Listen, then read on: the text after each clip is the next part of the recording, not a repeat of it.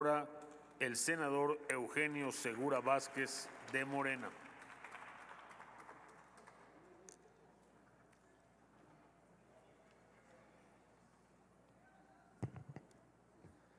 Gracias, senador presidente. Adelante, senador. Gracias. Muy buenas tardes, compañeras y compañeros.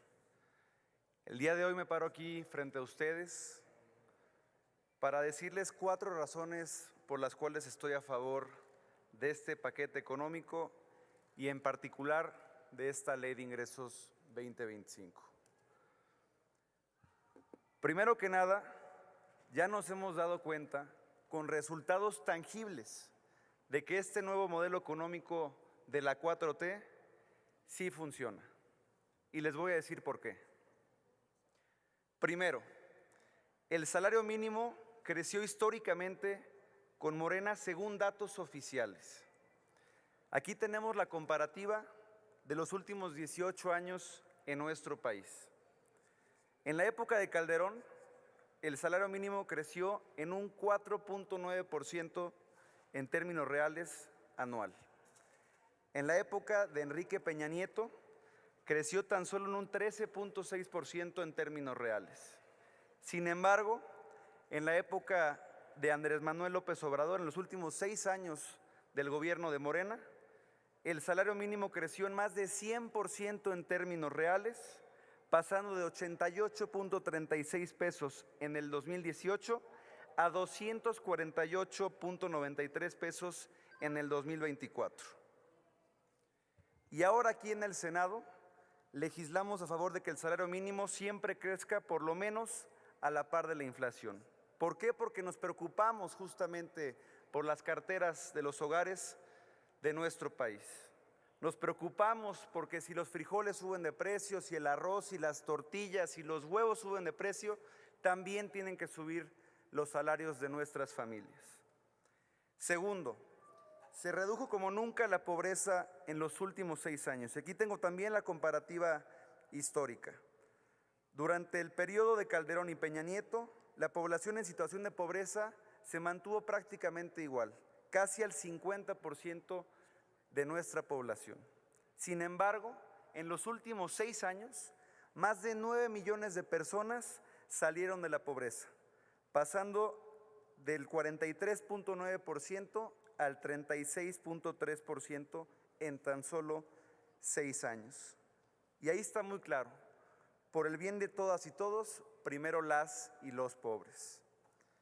Tercero, manejamos la deuda pública federal de manera responsable. Y aquí les voy a dar datos de la génesis de la deuda de la pública federal en los últimos años de nuestro país. En la época de Calderón, esta deuda con respecto a nuestra economía, con respecto al PIB, se incrementó del 17.9% al 32.4%, un incremento del 96.9%, casi el 100% de incremento en la deuda pública federal con respecto a nuestro Producto Interno Bruto.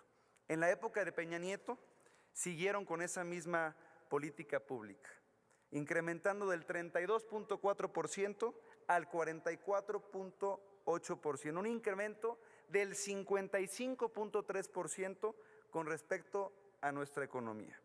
Y en el periodo de López Obrador, el incremento fue solamente del 44.8% al 51%, un incremento del 20.4% con respecto a nuestra economía. Y además por ahí escuchaba de algunos compañeros de la oposición que mencionaban que nuestra deuda pública es insostenible, que ese 51% es insostenible. Y quiero comentarles aquí algunos datos públicos, oficiales, de la comparativa con otros países a nivel internacional. Tenemos, por ejemplo, el dato de la deuda pública de los Estados Unidos de América, que es del 122.3% con respecto a su PIB, con respecto a su economía. Aquí estamos midiendo peras con peras. En España, por ejemplo, es del 102% con respecto a su economía. En Brasil, el 81.4%. Y el promedio de América Latina, arriba del 67%. Por lo que nosotros al 51% de nuestro PIB tenemos una deuda completamente sostenible y sana. Y por último, me gustaría también recalcar un dato muy importante. En este paquete fiscal y en esta ley de ingresos, esta propuesta de ley de ingresos que se va a estar discutiendo aquí el día de hoy, se plantea recaudar más sin nuevos impuestos. Y aquí también tengo datos puntuales. En el sexenio de Felipe Calderón, la recaudación del ISR incrementó en un 24% en términos reales. En el de Enrique Peña Nieto, en un 32% en términos reales. Y en el de López Obrador, sin aumentar la tasa, en más de un 45% en términos reales. Y estos ingresos se han invertido de manera responsable en favor del pueblo de México. Tenemos obras de infraestructura sumamente importantes como el Tren Maya, como Dos Bocas, como el Puente Nichupté, el nuevo aeropuerto de Tulum. Tenemos programas sociales que hoy son ya derechos para personas con discapacidad, adultos mayores, jóvenes. Y ahora tenemos también el planteamiento de la doctora Claudia Sheinbaum de más de 3,000 kilómetros de vías férreas y nuevos programas sociales. Así que por eso, por esas 4 razones, compañeras y compañeros, estoy a favor de esta propuesta de ley de ingresos. Es cuanto, muchas gracias. Muchas gracias, senador Segura.